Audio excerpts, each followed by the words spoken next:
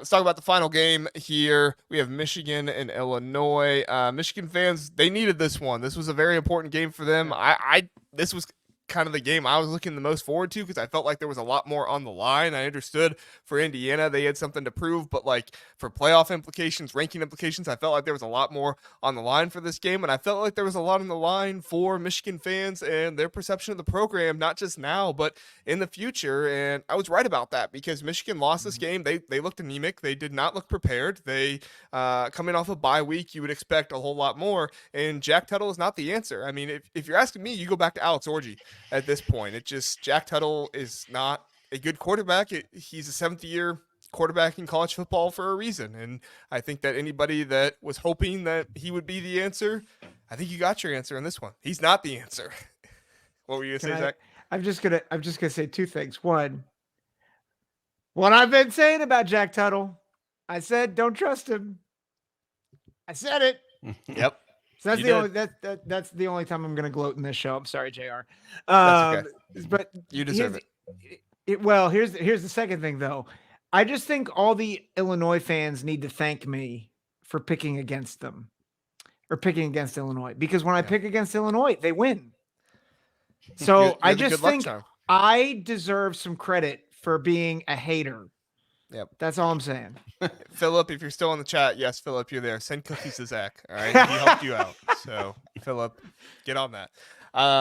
Yeah, no, I don't want to make this too much about Michigan because I do think Illinois deserved the win in this one. I think that Luke Altmaier was fantastic, even though he only threw for 80 yards. This was a kid that was playing with all kinds of heart in this game. He was running the ball. He was doing anything that they asked him to do. Was it McCray? Was that the they've rotated their running back so much at Illinois. I keep forgetting who it was.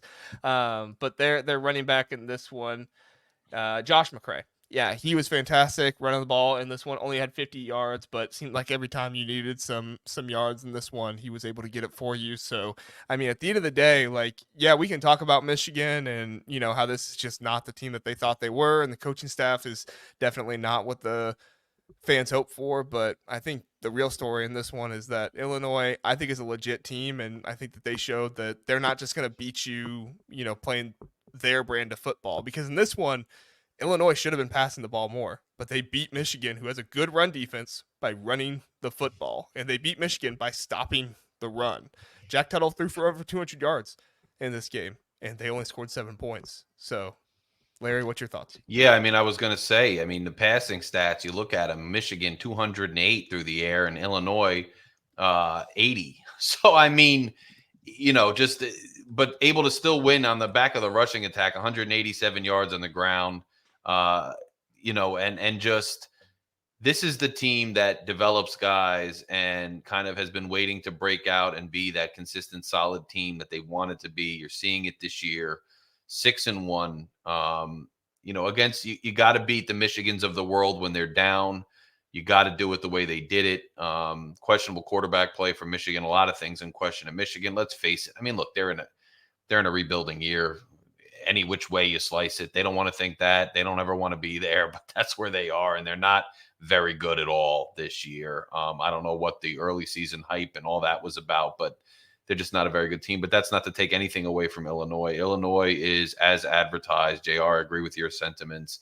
This is a solid, good team, well coached, well balanced, and they did what they had to do, despite, you know, being outgained in some areas by Michigan to bring the game home and to win it in solid old school football score fashion. You know, 21-7, old school touchdown scores there.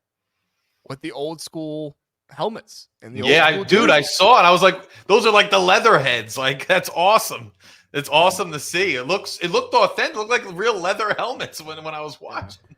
Yeah, those uniforms were ugly as could be, but they did, you know, remind you of 1924 very well, which I guess a very ugly uniform should do that. So, yes. But I did really like what CBS did with the intro, like the whole changing the filter and like the going back in time and stuff like that. I thought that was excellent. CBS did a very good job covering this game and putting that sentiment there into effect. I really enjoyed that.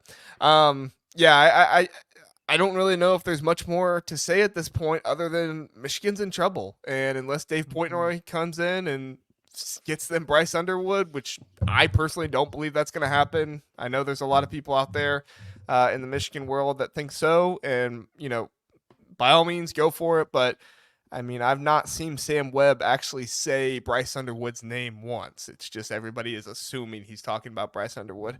My question is, Zach, did you see the tweet from Dave Portnoy after the game? I did not. What did he say? He said, "Don't worry, I'm working on it," which many are perceiving as he's getting the money together to buy Bryce Underwood.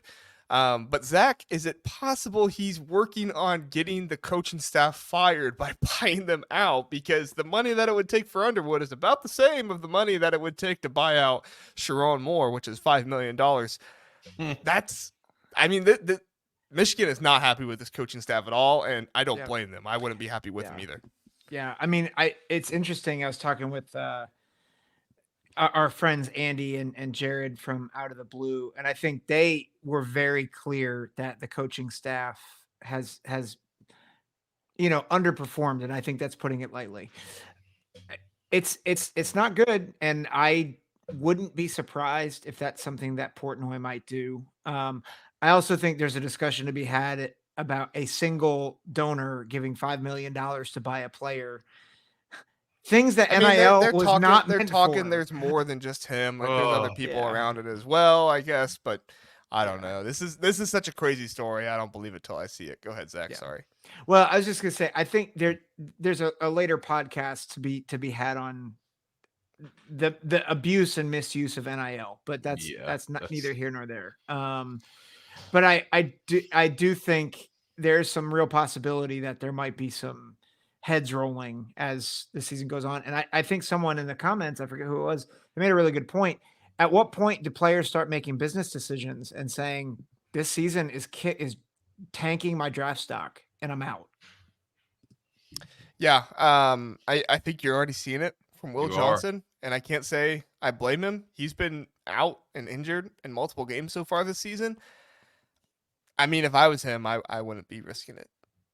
And it pains me to say that because I don't like this world of college football where players just sit out and stuff. But I don't think Mason Graham is going to do that. He seems way too invested to do so. And I'm not saying Will Johnson isn't invested. I'm just saying Will Johnson has had these injuries popping up during the season and stuff like that.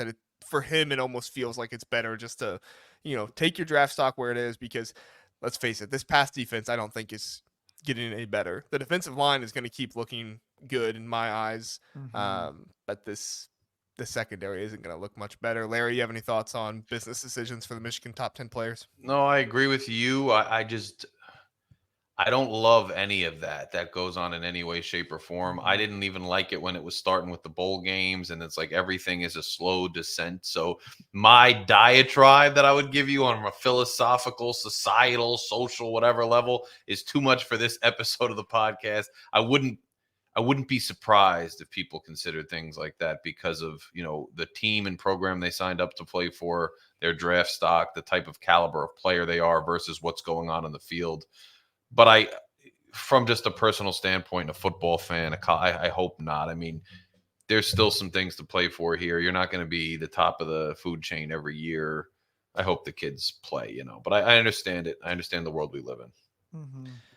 Fisherman says Michigan spent $16 million in NIL this year. Even more reason, in my opinion, though, you play. But that's me. What do I know? I've seen that number thrown around. I don't know where people are getting it from. I'm not saying Fisherman's wrong. There's so many numbers thrown around with NIL.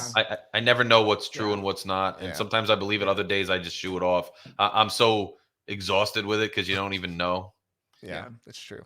It's true. But, I mean, if you got $16 million in NIL, you got to be leveraging that to some of these players. If Will Johnson's making millions of dollars, Mason Graham, Kenneth Grant, Colston Loveland. I honestly feel bad for Colston Loveland. My gosh, this dude is out here getting open. This dude is out here making spectacular catches.